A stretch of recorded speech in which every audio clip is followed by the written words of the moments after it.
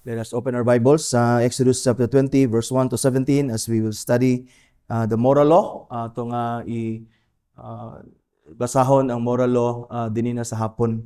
Antun mahumantani ito ang catechism concerning the moral laws of God. So let's remind ourselves of the 10 words of the covenant sa atong Ginoo. And God spoke all these words saying, I am the Lord your God who brought you out of the land of Egypt, out of the house of slavery. You shall have no other gods before me. You shall not make for yourself a carved image or any likeness of anything that is in heaven above, or that is in the earth beneath, or that is in the water under the earth. You shall not bow down to them or serve them, for I, the Lord your God, am a jealous God, visiting the iniquity of the fathers on the children to the third and the fourth generation of those who hate me, but showing steadfast love to thousands of those who love me, keep my commandments. You shall not take the name of the Lord your God in vain, for the Lord will not hold him guiltless who takes his name in vain. Remember the Sabbath day to keep it holy. 6 days you shall labor and do all your work, but the seventh day is a Sabbath to the Lord your God. On it you shall not do any work, you or your son or your daughter, or your male servant, or your female servant, or your livestock, or the sojourner who is within your gates. For in 6 days the Lord made heaven and earth, the sea and all that is in them, and rested on the seventh day. Therefore the Lord blessed the Sabbath day and made it holy. Honor your father and your mother, that your days may be long in the land that the Lord your God is giving you. You shall not murder, you shall not commit adultery, you shall not steal, you shall not bear false witness against your neighbor. You shall not covet your neighbor's house. You shall not covet your neighbor's wife, or his male servant, or his female servant, or his ox, or his donkey, or anything that is your neighbor's. Amen. Makapaglingkod ta, mga igsoon. Okay, salamat ta sa Ginoo sa kaygayonan nga makapadayon ta og tuon, especially sa moral laws. Salamat ta kag i-appeal ni sa mga divine sa atong catechism. Daghan tuo nga ang 10 commandments is abrogated na. Dili na sila gabali-bali sa 10 commandments. In fact, they make fun of people nga gatuo gyapon, Christians nga gatuo, nga study sa moral law. It can never be nga ang moral law, which is the revelation of God Himself, His righteousness, nga pwede natong i-abrogate, pwede natong walaon. Si Jesus na yun siya, wala na akong i-abolish ang law, but He fulfilled the law. He fulfilled also the requirements sa moral law nga dili nato ma-fulfill perfectly, which is ang perfect obedience, mga igsoon nga requirement nini. So si Jesus, He fulfilled the moral law on our behalf. O wala nang pasabot, gi-fulfill na ni Christ on our behalf, wala na siya, dili na siya mo ipasabot. Gi-fulfill lang ni Christ ang requirement nga perfect, dili nato ma-fulfill.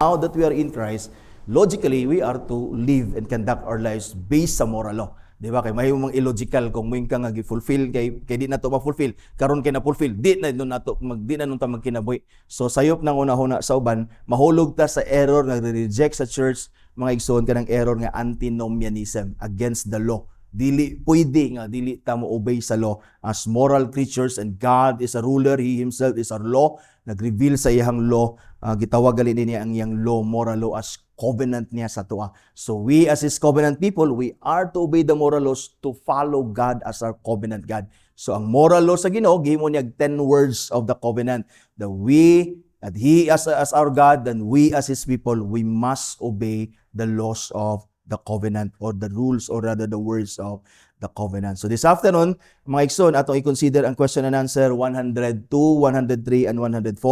Ang 102 concerns the summary sa first table of the law, and then ang question and answer number 3, or 103, simply answers the question kung unsay content sa gitawag og first commandment, and then ang question and answer 104 considers what is required in the first commandment, which we will spend most of our time din, because again, sa rule on how we are to understand rightly the 10 commandments, na ay prohibitions, na apoy gitawag nga na requirements, rather na apoy prohibitions. So karon we'll consider the requirements. So next meeting, God willing, i-consider na to ang unsay prohibitions, unsay gibawal sa gitawag og first commandment. So karon i-consider na to ang question 102.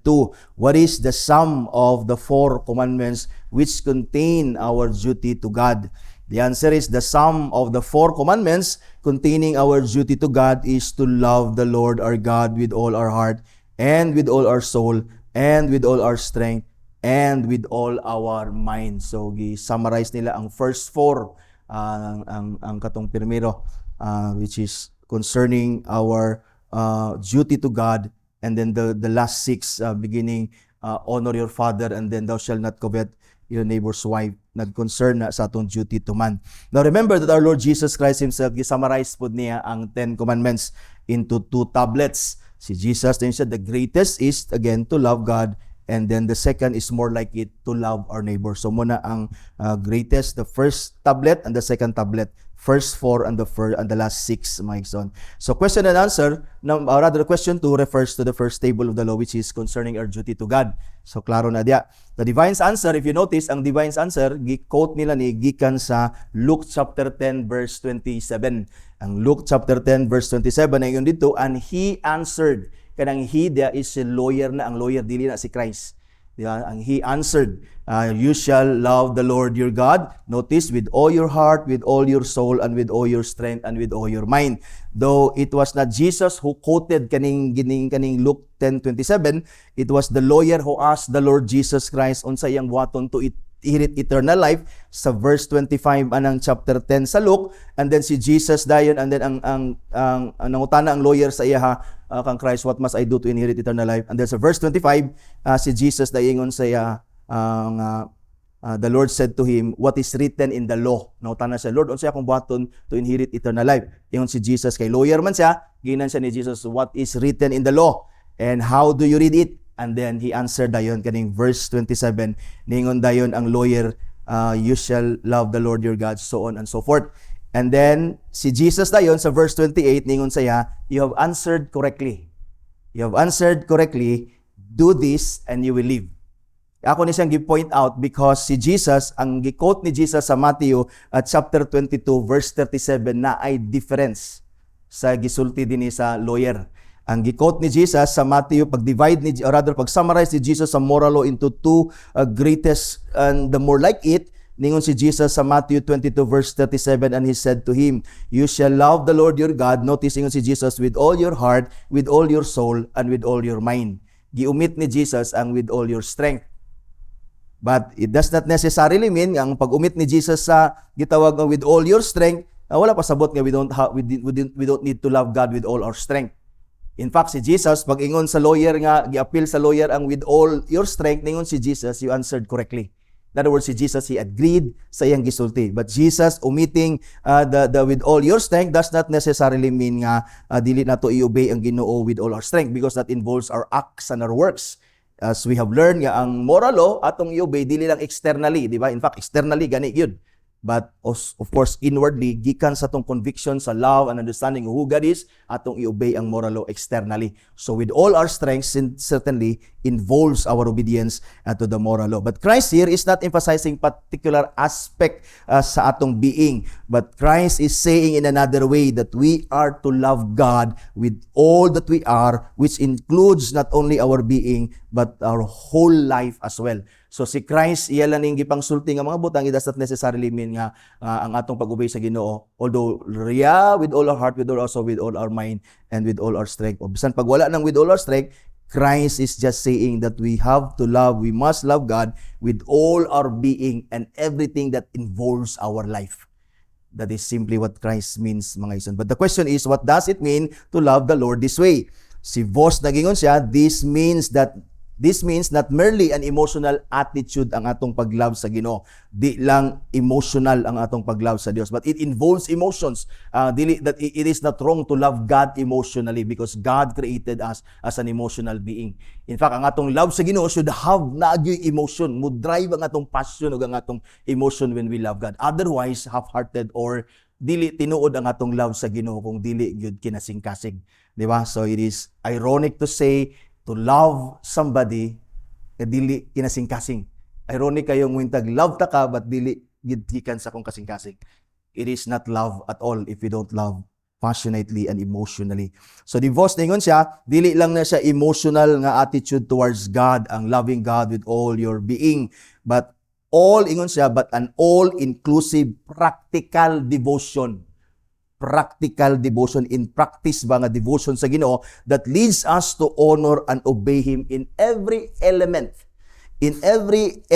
sphere, and relationships of our lives. In all aspects of life, we are to love God. Dili lang sa tong being, emotional, nasa tanan nato, soul, body, and soul, including our acts, our actions, and everything that pertains to our life. We are to love God. Yun siya, everything in our life must be determined by our love to God and love for God. Everything in our life must be determined sa atong love sa Ginoo. You see, yun siya, thus there can be nothing in our life separate from our religion. Nothing in life that is separate from our religion. Our works, our being fathers, mothers, friends, work laborers, whatever we are, sa life, it should never be separated from our religion, our Christianity, and our relationship with God, and our love for God. So, yun sa dini, nothing can in our life separate from our religion. We may not draw a boundary line and mark off any sphere or area of life and say that in that area of our relation to God, or in that area, our relation to God does not count. Walay aspect sa tong life nga muinta, kini Lord, wa kay labot din way Ginoo din kini ra akong pangginoo. So walay inana nga parte sa tong kinabuhi. So that includes all your being and all that you do in your being and in your life. Ngayon sa dini, now we may not draw boundary line and mark off any sphere or area of life that and say that in that area our relationship to God does not count. Whatsoever we do, we must do all to the glory of God. Whatsoever we do, we must do all to the glory of God. The consistent Christian will realize that his religion is the ruling principle of all his life. If you're a true Christian, you must realize that the ruling principle of life is mauni, to love God with all your being and everything you do. And that ingon siya, that there is nothing in life which can be isolated from your relationship to God. So walay naa sa imong life nga ma-isolate or walay labot ang Ginoo. So the first 4 commandments that pertains our relationship and duty to God, to love Him above all, is to love Him above all our being, and to love Him that includes not only our being but everything that concerns us sa atong existence. In other words, not only our being but our very existence, ani nga creation sa Ginoo, should be all for the glory of God.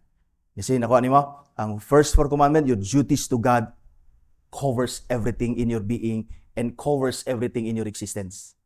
Sa inyong profession, unsa man imong trabaho, dili ka pwede nga moingon nga, way labot ang Ginoo dinhi, I don't worship you here, I don't bow down to your will here, dili pwede inana.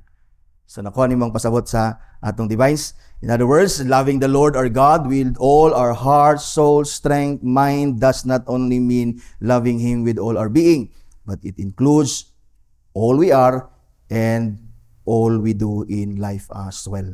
So then, ang Divine Zion, humanto, mura to ang ilang pasabot. So, unsay pasabot sa kaning atong first 4 commandments nga atong tun-an karon. So, it pertains to the duty to God and it involves our being and all our existence.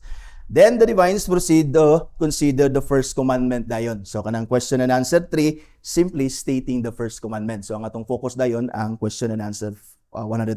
So, atong basahon, ang question and answer 103, nagingon dayon din what is the first commandment? The answer is, the first commandment is, thou shalt have no other gods before me. So every commandment, as we have studied sa atong gitawag nga rules for right understanding, ang rule number 4 nag-ingon dito nga, every command na ay duty required and every command na po'y gitawag nga things that are forbidden. So dinhi sa question and answer 4 dayon, gi-consider nila ang duties required. So nakuha nimo, nasabtan nimo. First 4 commandments on say summary, and then question and answer 103, the first commandment, and then question and answer 4, dinita mo proceed karon dayon. What are the duties required in the first commandment? So what are the duties required in the first commandment? So di na nato na i-discuss ang 103 because mo na i-discuss downwards. So the question is 104, what are the duties required in the first commandment? Kanang first commandment, thou shalt have no other gods before me. So again, question and answer 104, nagmay tungod sa requirement, dili sa prohibition. So later on, you will learn the prohibitions. So the answer is, muna ang answer na gihatag sa mga divines sa to that we must learn.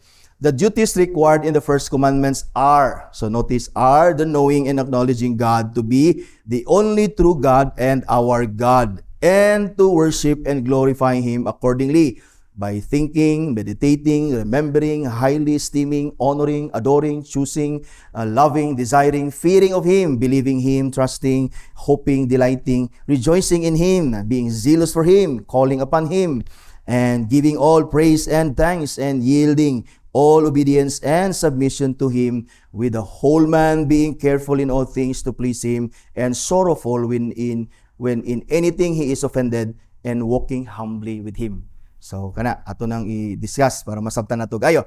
So, the divine here actually emphasize two duties rather, required of us in the first commandments, kanang thou shall have no other gods before me. The duha ka duty ilang gi-mention dia, the duty, first, the duty to know and acknowledge God, and second, the duty to worship and glorify God. Notice nga ilan ang gisumpay, ang know and acknowledge, worship and glorify. Those things, you cannot separate those things. Diba? You cannot separate know and acknowledge. You cannot separate worship and glorify. So there are only two duties required of us, brothers and sisters, thou shall have no other gods before me, as taught din sa atong catechism. First, the duty to know and acknowledge God. That is, to know and acknowledge God to be the only true God and our God. So the knowledge and acknowledgement din nga ilang ipasabot is to know the only true God and to know Him as our God. You see, the duties required in the first commandment are the knowing and acknowledging of God to be the only true God and our God. See ko nimo? So here the divines assume first and foremost the very existence of God. Ilang gi-imply, because there is nothing to know, God does not exist. Kung ang Ginoo wala ni exist, then there is nothing to know and there's nothing to acknowledge. So meaning, ang thou shall have no other gods before me, and knowing and acknowledging God, there is God who eternally exists. And this God who exists eternally is knowable. Knowable because, in other words, He can be known because He revealed Himself. You see, God did not leave us to speculations, in other words.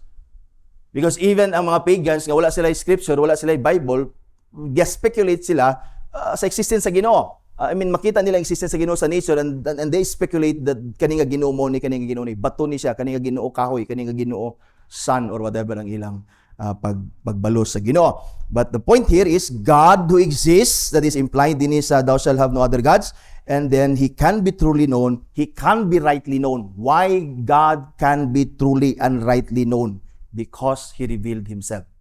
So nindot kayo, ang kini nga Ginoo, gusto siya makailata sa iya, o gusto niya nga i-acknowledge nato siya that the one true God and our God, He reveals Himself to us that we may truly and rightly know Him. First, God revealed Himself in nature, in creation, as we have learned previously. We call it natural revelation or the natural knowledge of God. We have come to know God, diha ang wisdom sa Ginoo diha sa creation.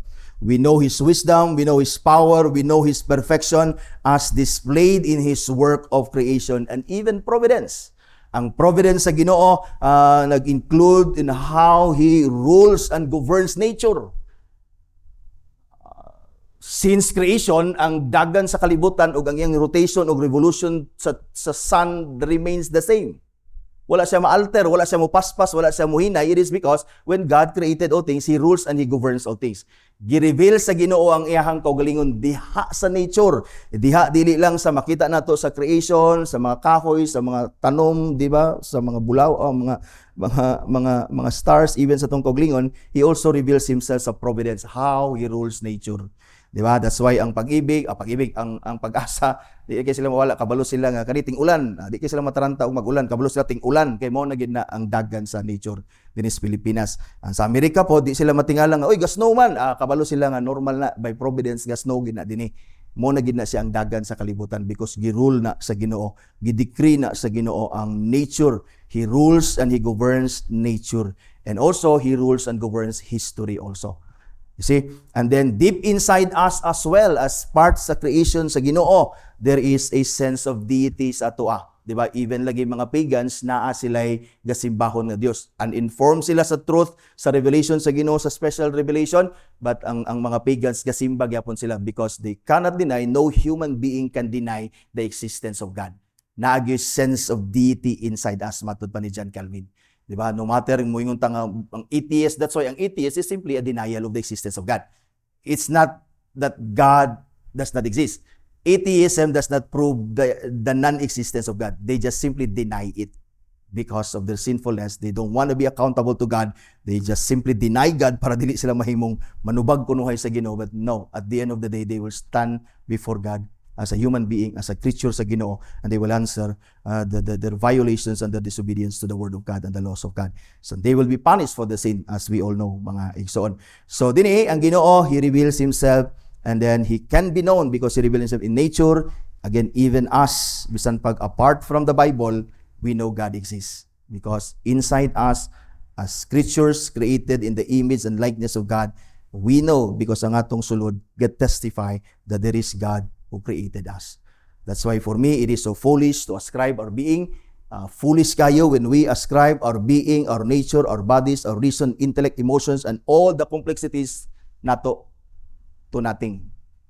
It is so foolish nga i-ascribe nato ang atong being, our nature, mangangha ta sa atong koglingon, di ba? Atong mata, makita, mo piyong, mo siga, mo tanan, mangangha ta sa atong complexities, our intellect, our emotions, everything nga naa sa ato ang sa atong creation as a human being. And it's so foolish to ascribe these complexities to nothing. Ngayon tag why nag-create nato, buang ra kay ka.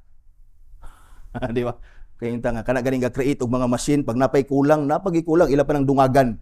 Di na siya gaabot diya ang kulang kung walay nag-create sa ilaha. So it is so foolish to ascribe our being, our nature, and the complexities of ourselves to nothing. The natural response, in fact, to our understanding of who and what we are is the acknowledgement of the existence of God. Pamalikon, ang atong natural response sa atong understanding of who and what we are is the acknowledgement of existence of God. When we come to understand who we are, what we are, there is a God who created us. We acknowledge that there is indeed a God who created us. Dili ka kaingon, may nani ko ka-complex nga tao, na ko'y emotion, na ko'y sense of deity, and nobody created me. Foolish kayo na siya sa katanan. Tungod kay ang God nga nag-create sa tanan, He revealed Himself to nature, especially to those whom He created in His own image and in His own likeness. So ang tao, ang iro, makadinay na siya, way Ginoo kay di ba? Wa mo na ibutang sa Ginoo siya ang sense of deity. But human beings should not and cannot. Pero we try to deny that, mga igsoon. Now, I would rather ascribe my being and existence to something rather than to nothing, and that something is God. I'd rather ascribe my existence to something rather than to nothing, as the atheist would. And that something and that someone rather is God. Not only that God made known Himself to creation and nature, second, as we all know, ako ni siyang review mag-ison, because the point ang atong duty is to know God and to acknowledge God. And so not only that God made known Himself sa creation, sa imong kauglingon, mananaw ka diya sa palibot, sa creation sa Ginoo, you would know that their God exists. Second, He also, and most wonderfully, revealed Himself in a very special way, as we call it. We rightly call the revelation of God sa Scripture a very special way of revealing Himself, mga igsoon. God spoke of Himself in the past through the prophets and in many ways, as in the last days He spoke to us through Jesus Christ, our Lord. Now, we know nga si Jesus, He is the Word of God. And the Word of God diya sa John 1:1, in the beginning was the Word, and the Word was God, the Word was God. Kanang word diya, spoken word na siya. Word nga nag-act. Dili na siya written word. So si Jesus, He is an act of God. He is the spoken word of God. That's why when He came here, He accomplished what God wants to accomplish. That's why we believe sa Genesis chapter 1, in the beginning was the Word, and the Word was with, in the beginning,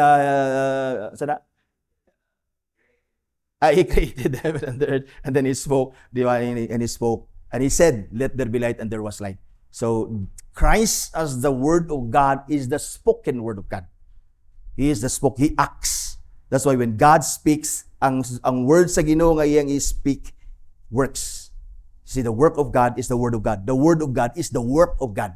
You see, so He revealed Himself, mga igsoon. Diya kan Jesus Christ, the incarnate Word of God, the act of God, mga igsoon. That's why we come to know truly, fully God as He revealed din sa Scripture. Kaya naman, di mo na ito mabasa ang salvation, di ba? Ang Trinity, di na ito mabasa. Everything, ang covenant sa Ginoo of redemption diha sa nature, mga igsoon. But salamat kayo, ang Ginoo, wala lang siya nag-reveal diha sa nature, but He also revealed Himself in a very special way, as we call it rightly, mga igsoon, in His Word. You see, without God's special revelation, we will never ever know His perfections in the gospel. This is revealed in the gospel. The perfections of His being, His work of creation, providence, and above all, His work of redemption. That is our salvation from sin. We'll never know these things diha sa nature. So, salamat sa Ginoo nga naani. So, the point here is, ang Ginoo, He wants us to know Him. That you shall have no other gods before me, that we must know Him because He reveals Himself to us. In His special revelation, we come to know not only who God is, that He is the only true God, but also our interest in Him, that He is our God. In the special revelation, akong balikon, we come to know not only who God is, that He is the only true God. Matod pa diya. Knowing and acknowledging of God to be the only true God, but also our interest sa iya, that He is our God. So that thou shalt have no other gods before me, you should know that this God who commanded us that there is no other God, that we must have no other God before Him, He is the only true God. And that you have interest sa iya, that He is your God, He is your Creator. And in the special revelation, He reveals Himself that He is your Savior in Christ Jesus. You see? So I hope mag-make sense sa imo ang thou shalt have no other gods, that God commanded you actually to know Him and to acknowledge Him. In other words, in God's revelation of Himself, we come to know Him, and because we come to know Him because He revealed Himself to us in a very special way. Without a doubt, we come to know Him truly and rightly. Because of this, we cannot help but acknowledge Him, not only as the one true God, but also our God as well. Das manotis nato ang divines ilang giput together sa akong gikaingon, ang knowing and acknowledging God. Dili na siya mas-separate and knowing and acknowledging God. Because ang two go together, because knowing God truly and rightly, we can now know God truly and rightly. Sa to, tungod sa special revelation. So when a person knowing God truly and rightly diya sa Scripture leads one to acknowledge God, that He is the only true God. And He's God. So dili pwede nga, you come to know God sa Scripture, sumala sa iyang pag-reveal sa iyang kaugalingon niya. May ka nga, gabi ba, ginumuday ni siya, yung reveal yung kaugalingon, He is the creator of all things. Siya akong creator, siya akong savior. I know God. And you don't acknowledge Him as God. It cannot be. Dili pwede nga, you come to truly and fully know God as He revealed Himself, and then you don't acknowledge Him as the one true God and the only true God and your God. That is what our divines is saying din. Thou shalt have no other God is not only to know Him, but to acknowledge Him, because you cannot separate the two. In other words, you cannot truly and rightly know God without acknowledging Him as God, the true God, your God, and vice versa. You cannot do that. That is, you cannot acknowledge God to be God and your God unless you know Him truly and rightly in His revealed Word. So, nakuha nimo ang gustong i-derive sa divines. So, dili lang ka pwede masatisfy of knowing God without acknowledging Him. Because kung diara ka sa knowing and without acknowledging God as your only God, and you submit yourself to Him, you don't truly know God. That is what they're saying. So people nga nag-ingon nga they know God and that they live in sin, they do not truly know God. And they do not truly know God because they do not acknowledge God as the true God and their God that they must obey. That is what our catechism is teaching us. So for you to say that you know God and then dili ka mo obey sa Ginoo, you don't truly know God. You're deceiving yourself. Mabitong i-practice nato ang obedience, i-practice nato ang gitawag nga pag-acknowledge sa iya as our God, to obey Him, because otherwise we deceive ourselves. And daghan Christians nga gideceive nila ilang kaugalingon si Jesus na iyon, Matthew 7:21. Gideny sila ni Jesus even if they confess and profess that Jesus is their Lord. Because ang danger sa ato ang pagpangalagad sa Ginoo and knowing God without acknowledging Him as our God, that's dangerous. You're just deceiving yourself. So ayaw imo na nga mamatikdan mga igsoon that you cannot separate knowing God and acknowledging God. So we are commanded to know Him rightly, properly in His Word, that we may indeed acknowledge Him. Dili man ka pwede mo ingon nga siya ang tinuod nga Ginoo niya, I acknowledge Him as His God. Kitsa day ka. Dili ka pwede mo acknowledge sa Ginoo that He is the only true God and your God unless you rightly know Him. So nakuha mo ang point sa divine knowing and acknowledging God, you can't separate the two.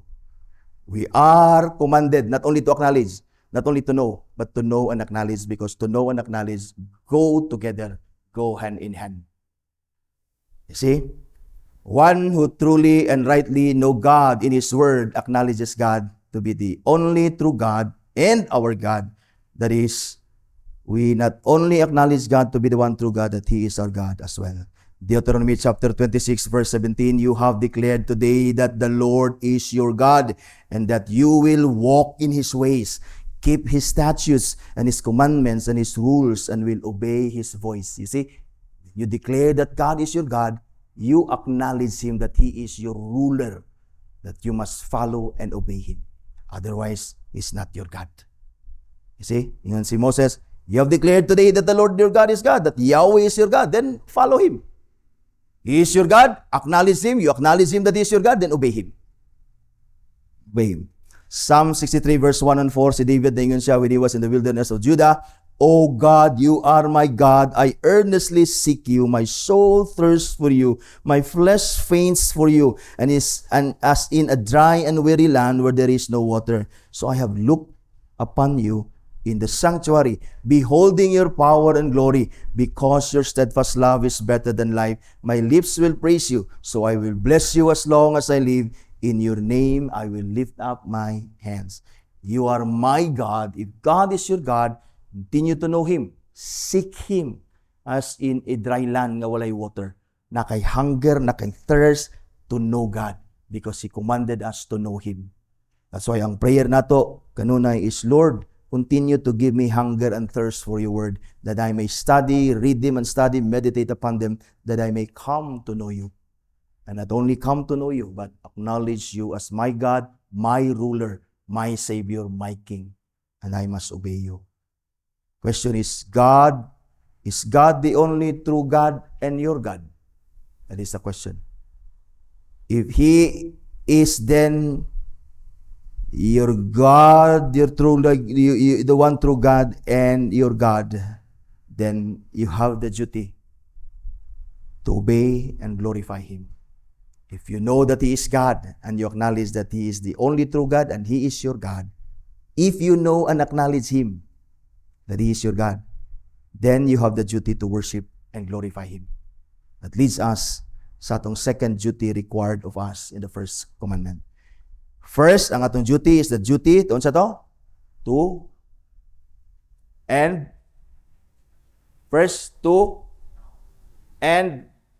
that's why we need to study the Word. We need to continue to pray, to grow in the knowledge and grace of God by studying His Word. Continue to be thankful to the Lord and giving us the privilege to sit at the feet of Christ, to learn, continue to learn from His Word, that we may come to know Him more fully and truly as He revealed Himself, that we may acknowledge Him, indeed your God, indeed you're my God. And then if He is, then the second duty is the duty to worship and glorify God. Okay, so first is the duty to know and acknowledge. Second, the duty to worship and glorify God.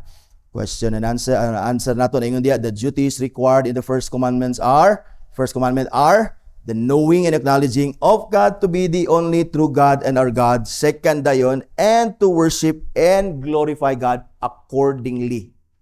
Kanang word nga accordingly means consequently. Meaning, if He is your God, then you have the duty consequently, accordingly, to obey Him, rather to worship Him and to glorify Him. You see, accordingly means consequently, that is because He is the only true God and our God. Therefore, consequently, we must worship and glorify Him. Psalm 95 verse 6 and 7, O come, let us worship and bow down. Let us kneel before the Lord Yahweh our Maker. You see, for He is our God. He is our God, and we are the people of His pasture and the sheep of His hand. Worship and bow down. Kneel before our Lord, Yahweh, our Maker. You see, kaganiha, ang Israel, God, and we also, God is our God, and He is also our Father. And He is also our Maker. You see, He made us His people. Ang Maker sa Ginoo din, does not only mean nga, create niya from the wombs of our parents, but most meaning ani is He made us His people. For He is our God, and we are the people of His pasture and the sheep of His hand. Matthew chapter 4 verse 10, then Jesus said to him, Begone, Satan, for it is written, You shall worship the Lord your God, and Him you shall serve only. See, Psalm 29 verse 2, Ascribe to the Lord the glory due His name. Worship the Lord in the splendor of holiness. Thomas Ridgely writes na yun siya, the worship and glorify God is to ascribe all possible glory and perfection to Him, to have our hearts suitably affected therewith. You see, not only ang pag-worship and glorify sa Ginoo is to ascribe all possible glory and perfection sa Ginoo. That's why we speak to God in a superlative way. Diba? We speak to God in the highest form ba sa atong kwan? That He is all-powerful, di ba? He is the greatest. Dili ta mosulti sa Ginoo nga less than anything, less than the best, or less than the greatest, mga igsoon. Ngayon din siya dili lang nato i-declare or ascribe sa Ginoo all possible glory and perfections to Him, and to have our hearts, but also again to have our hearts suitably affected with those declarations and ascriptions sa Ginoo that He is who He is, mga igsoon. Yun siya, as sensible of that infinite distance with which we stand out from God. So we ascribe to Him all perfections, and then our hearts are suitably affected because we are so far from God. He is infinite, we are finite. Our distance between God who reveals Himself and who loves us is infinite, mga isan. That apart from Christ, so wala kita, they cannot come. We cannot bitang eradicate na to ang gitawag nga infinity sa atong separation from God apart from Christ. You see?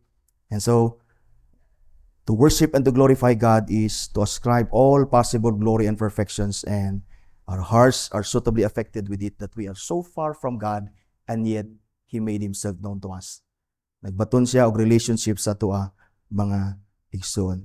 The word worship means to bow down in reverence, in subjection to His will. That is what the word means, ganang worship. If you take a look at the word worship diya sa Hebrew, and even sa New Testament, that is to bow down, to prostrate ba. That is ang pasabot ana reverence and subjection to the will of God. And we know that God is glorified when His will is done. In other words, to worship God is to submit yourself to Him, to serve Him according to His will. And to serve God according to His will is the only thing that glorifies God. That's why, again, you notice, you cannot separate worship and glorify. As you cannot worship knowing and acknowledgement of God, you cannot separate worship and glorifying God. Because to worship God is to submit yourself, to bow yourself before Him, to acknowledge Him as God, your God, and your only God. And your bowing down to God is you submit yourself to His will. And when you do His will, that is the only way you glorify Him. In other words, if you don't do His will, you're not glorifying God. And if you're not glorifying God, you're not actually worshiping Him. You're not actually bowing down to Him and submitting yourself to Him. In other words, you don't humble yourself before God. So the command to love, to have no other God than our God is to humbly submit ourselves to Him. that He is our God and to do His will. That's why kita din we have to practice this, although this is not our salvation. Every command sa Ginoo, we must be careful to obey them. Nga naman, naa may grace ang Ginoo, enabling grace na ma-obey na nato. We command to be faithful sa ministry, sa word, to submit ourselves even to the Lordship of Christ. Sa simbahan, when we are commanded to come, let's come. Balik ta sa hapon, let's just obey. Otherwise, you don't truly worship God. If you don't submit to the elders at church, as Scripture says, you don't submit to Christ. Subok kayo na pamalandungon, di ba, sa mga sa simbahan. And of course, the only comfort na mo, ana, sa mong painana, daghan gid di mo obey, the only comfort na ko, ana, is mo ana ra ko. Sa bagay, di man gid tanan karnero. Nanara. I cannot force the goats. But I hope dili unta na. Basta akong sulod mo yun po ko nga, puro ni karnero, nalay gahig ulo. Mo ana ra ko. Nalanggi gahig ulo, nalanggi gapanungag, nalanggi na. Pero truth is, wheat and tares magida.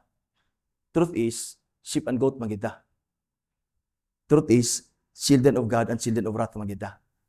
And I hope that as we continue to listen to God's word, sama ani that we are to worship and glorify Him, meaning bow down, humble, obey Him, follow Him, because that's the only way to glorify God. Wata. Okay, at least makonfirm nimo sa imong kuglingon that I am a child of God. That's the only way. You have to discipline yourself spiritually and obey God. Otherwise, my fear sa Matthew 7:21 may happen to you. I hope God forbids, my son. John 17 verse 4, ingon si Jesus, I glorified you on earth. How? How did Christ glorify God on earth? Having accomplished the work you gave me to do. Si Jesus kanunay siya maging dini, I have come to do the will of my Father.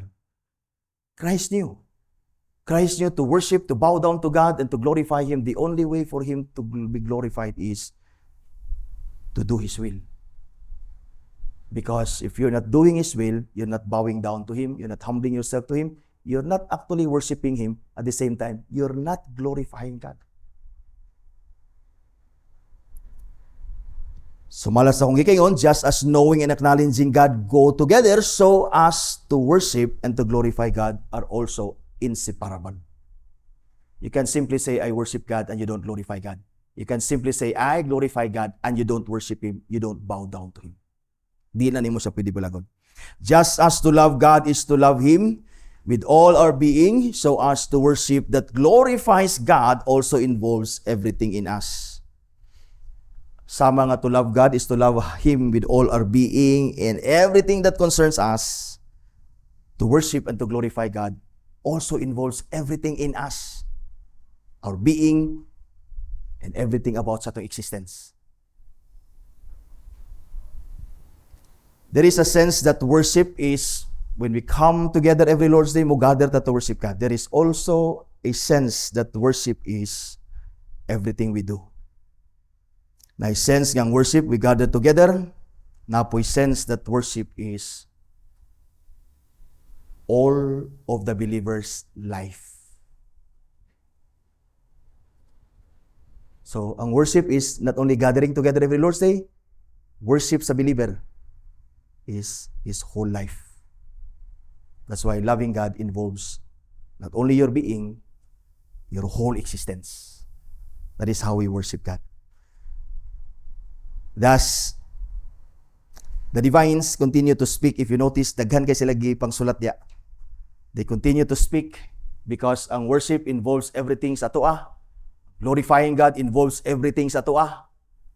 Ilang gipang sulat diya somehow if you kung ato nang silang ipang sulayan nato og categorize, manotice nimo diya that actually we worship God with all our minds, with all our heart, with all our soul, with all our strength. I don't know kung ilan ba nang gituyo. But sa akong pag-study, marag inana man gyud, pero I don't know inana ba ilang pasabot. Pero i-attempt na ako og categorize sa inyo ang ilang pasabot. So to worship God and to glorify God involves our whole being. Sa to? At sa tong to love God involves not only our being but our existence. All of life. Ang worship sa Ginoo is not only gathering every Lord's Day, it is all of the believer's life. It is, if it is all of your life, means your being and everything you do. That is how we worship God. So we worship and glorify God because we cannot glorify God if we can worship God, we glorify God, we can glorify God if we don't worship God. You see, to worship and glorify God in our minds, tanawan sa gingon sa divines, and to worship and glorify God, glorify Him accordingly. Hindi siya, that is accordingly, if He is your God, then you must worship and glorify Him accordingly. As consequence, hindi siya, by thinking, by meditating, by remembering. In other words, you worship God, you glorify Him even in your thoughts, in your minds. Sakto ingon ni Jesus, to love God is to love Him with all your minds. You see, thinking, meditating, remembering are activities sa imong mind, sa imong thought. Diya sa imong hunahuna, even karon, unsay imong gihunahuna. Does it glorify God? Does your mind and thought now while listening are submitting to the will of God and rejoicing, remembering sa goodness sa Ginoo sa imo that He has given even in the past?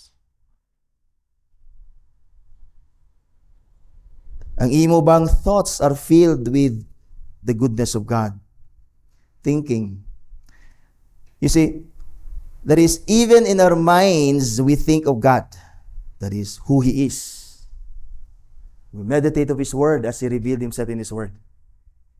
And then, we remember, that is, we must not forget. Kanang word nga remember means, bear in mind, ayaw kalimti. Not only who God is, but what He has done sa imo, even in the past.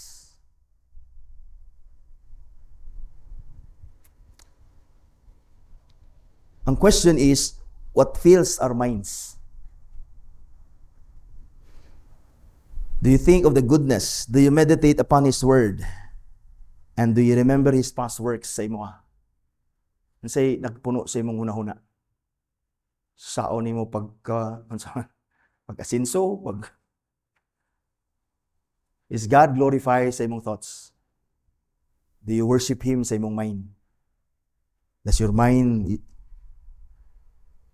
fill with the goodness of God? Psalm 77 verse 11 to 33. Kung mo ning basahon ng Psalm ni Asaph is, sa mga bagulbol, sa mga, may pa sila, mga dato, mga wicked dato, mga, parang naluyahan siya sa pagpangalagad sa Ginoo ba, nga kita nga mga may nangalagad ta Ginoo, pobre man gyapon ta. Nahinana si Asaph, din siya nga, verse 11, medyo nakamata siya ba? Din siya nga, I will remember the deeds of the Lord. Yes, I will remember your wonders of old. I will ponder all your work and meditate on your mighty deeds. Your way, O Lord, is holy. What God is great like our God. And then he acknowledged God as his God. You see? Even sa mga panahon nga dili maayo, puno atong utok sa kagubot, kalibutan, problema nato, find time to think of God. Fill your thoughts with His goodness, His Word. Meditate upon it. Remember the past things that God has done sa imo. How He saved you in the past. Na mga panahon nga nagbalatian ka, mga igsoon, nagbalatian ka karon, naabe panahon nagiayo ka sa Ginoo kaniadto. Why not nga imbis mataranta ka nga mamatay na ko ani, mamatay na gid siguro ko ani. Think of how God saved you sa una, how He healed you sa una, how you cried out to Him and how He answered you. Fill your thoughts with those things. Because sakto ning panultion, our mind is a spiritual battleground. Our minds are spiritual battleground. Diha si Satan mamakak, diha siya mangilad sa imuha, and then how you respond sa lies sa enemy magdetermine sa imong actions. But if your thoughts are filled with the Word of God, no lie can persist sa imong mind. Because si Jesus, even if He was tempted by Satan, He always, answers Satan's temptation. We do not know ba ang temptation ni Satan dito sa Matthew chapter 4, wata kabalo og verbal ba to, nagstorya sila or nara ba to sa thoughts ni Christ? But the point there is, He answered Satan, God's Word. You see, unsay lie sayawa, because our minds are battleground, nagsugod na diya ang mga doubts diya, then think of the Word of God. Fill your minds with the words that the Lord has spoken sa imo. Sa itong gipang-explain sa scripture, sa itong gipang-explain rather sa mga preachers, teachers sa imo, think on those things, di ba? And then we worship and glorify God not only in our minds, in our hearts. Because even kanang ilang gipang sulat diha is na ilang ginang gituyo. Wa nila gisagol ang minds and then hearts. Malibog man ta when you study this one. So nakain ko nagi wisdom, perhaps they were guided by the Spirit also. Highly esteeming, honoring, adoring, choosing, loving, desiring, fearing, no fearing of Him. That is to esteem, is to regard God highly. Do you regard God highly? To honor is to respect, as children honors their fathers, the master, the servant, as we are reminded dito sa Malachi chapter 1. Do we honor God, as our Father, as our Heavenly Father, and do we fear Him and obey Him as our Master, our Lord and King? All these things must come from our hearts. Adoration is love so intense that involves our hearts. You see, we esteem, we honor kani nga mga butang, kani nga acts nato, kani nga mga butang nga gabuhaton sa tong kuglingon involves the heart. Choosing. Di ba? We choose what we love. We choose always things that we love. Do you choose God as He chose you? Do you love God because He loves you? I choose God. Pilion gid nako ang Ginoo because He chose me. He is my God. Nami kay madto dito sa dagat, nami kay mulaag after Lord's Day sa buntag, matsabat na, matukog is-in, matukog ana. I choose to be in the presence of God. We must choose God. And our choosing sa Ginoo is an act sa imong heart. Because again, we normally choose what we love. So simple kayo, if you love God because you shall have no other gods before me, and the having God, having no God before our God is we acknowledge Him, we know Him, acknowledge Him, and we worship and we glorify Him. Meaning we bow down to Him, submit ourselves to Him, and we choose Him. Simple kay, practical. Mga ingon din si Vos, practical devotion. Practical devotion. Na action. Because our love for God is not only words but deeds. And those deeds come from our hearts. Because God weighs the hearts. You see? We choose God over everything as He chose us over other sinners. We must choose God over everything. Over everything. Because He chose you over other sinners. Nga pareho rata unta ka mga sasala, pareho rata ma-deserve unta hell. But He chose us. And it's never revealed in the scripture why God chose us. The only reason there is He loved us. And again, as murag mga bata, we would ask the question, why did you love me? Kana ba? Because the only reason why we are chosen because He loved us. Why did you not love them? Why did you love me? That is still the question that is unanswered even sa atong existence here. And I hope God would not be mad at me when I come to His presence. Lord, why did you love me? Marabit ako si Gideon ba nga, Lord, kaisan lang ay kasuko-suko ah. Ngay kog sign kaisan na lang, Lord, please ayaw kasuko-suko, sabta lang ko. Because I'm still wondering why God loved me and why did He choose me over others? And why would I not choose Him over everything? Bahalag mawad-an kang negosyo, di lang ka mawad ang Ginoo. Say, baylo mo na itong Ginoo, bahalag mawalang Ginoo, basta kay negosyo, nara. Ayaw, pod. Because siya may nagpanalangin sa imo sa negosyo. No? Bahalag mawala ang tanan, di lang mawala ang atong relasyon sa Ginoo, mga isan. And on our part, because we'll never lose our relationship with God because God Himself is so faithful to keep that relationship with us. Ang atong relationship sa Ginoo, wala na mag-agad sa tuah. Nagagad na sa iya. Bawa po na magpasabot nga magpasagad lang po kasi mo relationship sa Ginoo. You have to respond sa love sa Dios. He first loved us. And that love of God should lead us to love Him. Should lead us to love Him.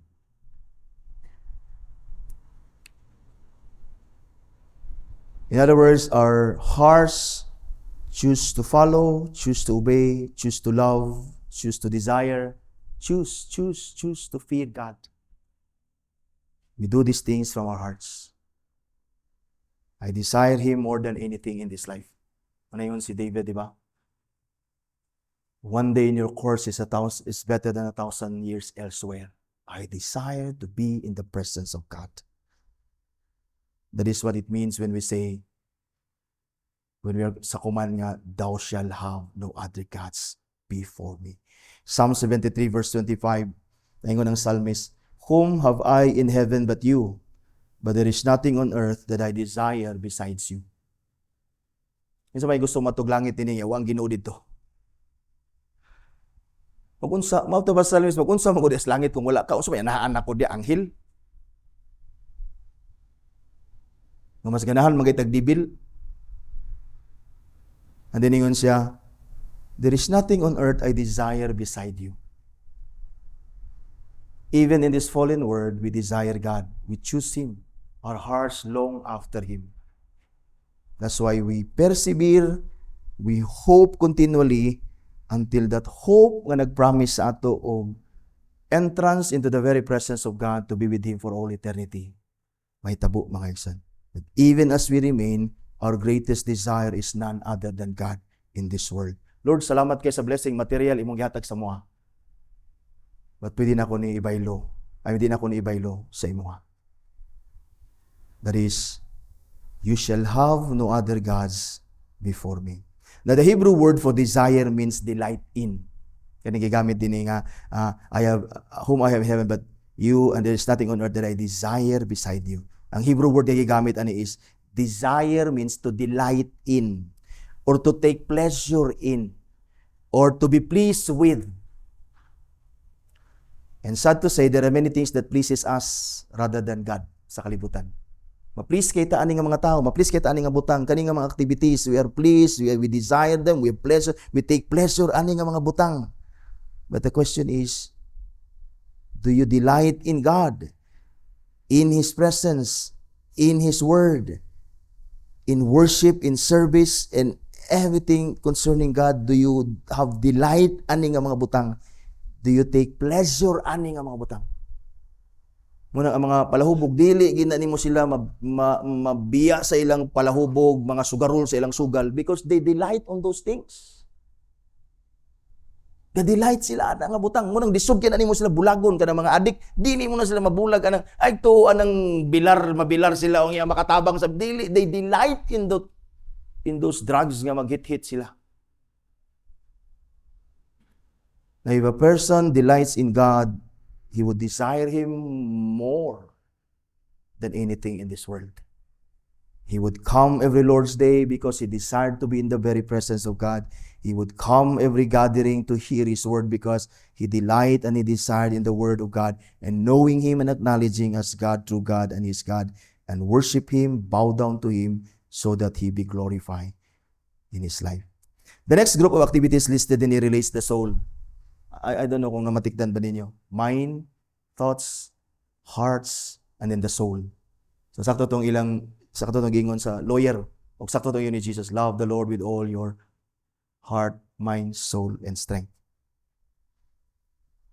Relates the soul is believing Him, trusting, hoping, again, delighting, rejoicing in Him, being zealous for Him, calling upon Him, giving all praises and thanks to God.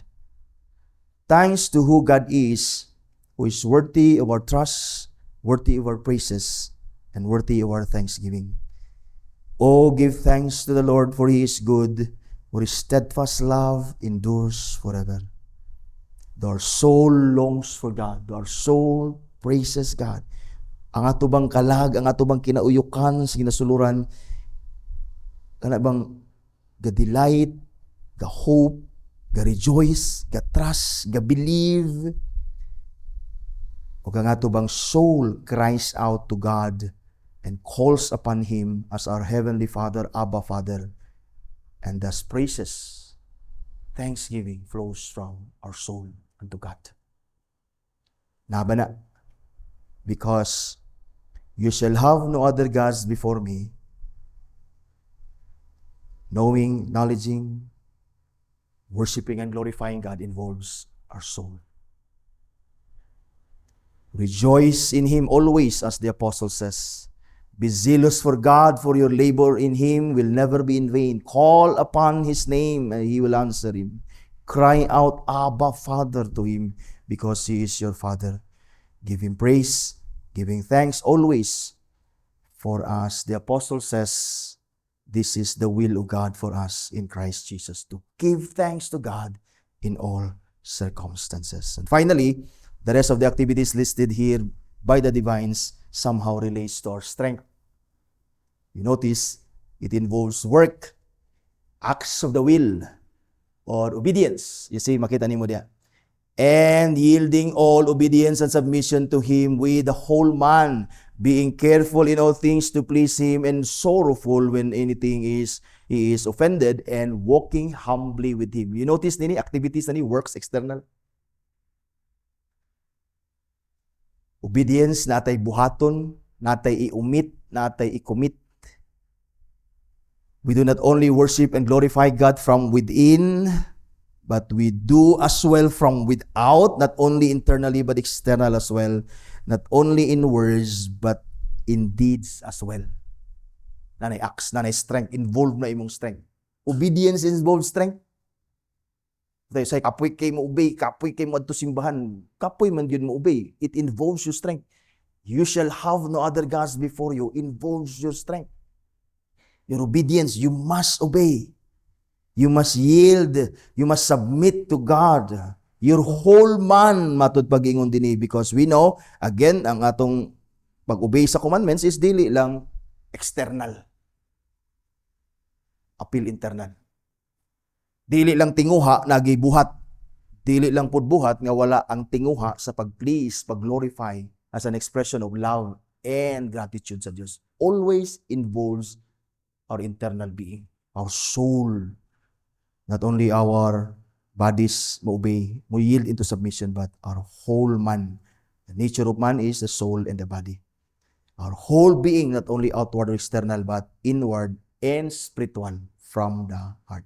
And I notice din being careful in all things to please Him. You see, ang atong acts na, being, worshiping God, because it involves all our lives, it involves nga mahimot ang careful to please Him. And then sorrowful when when in anything He is offended. You see, we are careful to obey, and then kung mo fall short ta, then mo sorrow ta. Sina ay akba. Mag-uul ta, mahimutang ma-displease or mag-grieve ta over our offenses sa Ginoo, our sin adto sa Ginoo. Sorrowful when we sin against Him. And that diligent in making sure we do the right things in the sight of God. You see, kaning activity ba, ang worshiping sa ang imong strength na part sa imong pag-worship, pag-glorify sa Ginoo, you must be diligent to make sure that you do the right things in the eyes of God. You must be diligent. Dili lang ang atong pagpangalagad, pag-worship, pag-glorify sa Ginoo, but simply going through the motion. Or simply going through the flow. Because ang flow sa kalibutan is paingon nas kalibutan, paingon nas impyerno. You have to be willful sa imong, or diligent also, sa imong pagsiguro nga imong gabuhaton sulod sa kabubuton sa Dios. That is how we have no other gods before our God. And then notice here lastly, and walk humbly with Him. That is, to walk humbly with God, with Him, means to depend on Him. To depend on Him in everything rather than our own abilities. Kasi kanang atong pag-walk humbly sa Ginoo, madayag ang atong submission sa Ginoo, that's humility at tubangan sa Dios. That's acknowledging God that, Lord, apart from you, wala ko'y mahimo. I don't kanabitang truly rely on my own strength and abilities, because even my abilities, even kanang mga gitawag nga mga maing butang nga mahitabo sa akong negosyo, may nana, all these things are works of your providence. And that's why we walk humbly before God, not arrogantly. We don't walk bitaw nga as entitled people nga angay ko panalanginan pud. Dili dapat inana. With all humility, the Lord will bless you. Don't look at yourself better than others. And don't look at yourself nga angay bugo panalanginan kay naghago man bugo. Mas bright ang bugos ila pod ayaw. Be humble atubangan sa Dios, praise Him, thank Him, and share your blessings to others, to those who have not. That is how we walk humbly, dependent, total dependence upon God in everything rather than ourselves, mga Yesu. So conclusion, two things. The first commandment, thou shalt have no other gods before me, required of us. So when we hear the commandment, thou shalt have no other gods before me, it means it calls us to two duties. The duty to know and acknowledge God. That's why let us continue to know Him in Christ, because Christ is the exact representation of God. Muna ningon si Jesus, you see me, you see the Father. Continue to know Christ in His Word, that we may know God, mga Igsoon. Let us have a deeper desire to read and study His Word, to grow in the grace and the knowledge of our Lord Jesus Christ. Come every Lord's Day, come every Sabbath, read your Bible every day, meditate upon God's Word, listen, read sa mga books that explains the Scripture, that you may come to know God, and that makaingon ka, you are God. You're the only true God. You're my God. That we may acknowledge Him to be the only true God and own Him as our God. And the second duty is the duty to worship and glorify God. That is, in everything we do and in everything we are, being, existence, we worship God. We do His will with all our hearts, mind, soul, strength. You see? Ayaw hunong sa soul, apil ang strength. Because, even then, sa pati nato na ibutang ang strength. Heart, soul, and mind nga ga-worship sa Ginoo, muak gid na siya. Muak gid na siya. So, di mo pwede bulagon ang worship and glorify. Di mo pwede bulagon ang taong naigugma sa Dios nga mo-express sa iyang love in actions. Di mo pwede bulagon ang tao nga nakasabot og ayo nga mo-acknowledge. Di mo pwede bulagon ang soul that is so touched by God, believe in, rely in God, will never obey God. Dili na siya pwede may tabo. That's why duty, ang know, ang acknowledge, go together. Worship and glorify go together. Because the only way to glorify God is to worship Him. And the only way to worship Him is to bow down to Him. And the only way to worship Him is to glorify Him. Question and answer 102. What is the sum of the four commandments which contain our duty to God? The sum of the four commandments containing our duty to God is to love God, to love the Lord rather our God with all our hearts, with all our soul, with all our strength, and with all our mind. 103, question 103, which is the first commandment? The first commandment is, thou shalt have no other gods before me. Question and answer 104, what are the duties required in the first commandment? The duties required in the first commandment are the knowing and acknowledging God to be the only true God and our God. And second duty is to worship and glorify Him accordingly as a response, consequence to knowing and acknowledging Him. And then by thinking, meditating, remembering, highly esteeming, honoring, adoring, choosing, loving, desiring, fearing of Him, believing Him, trusting, hoping, delighting, rejoicing in Him, being zealous for Him, calling upon Him, giving all praises and thanks, and yielding all obedience and submission to Him with the whole man, being careful in all things to please Him, and sorrowful when in anything He is offended, and walking humbly with God.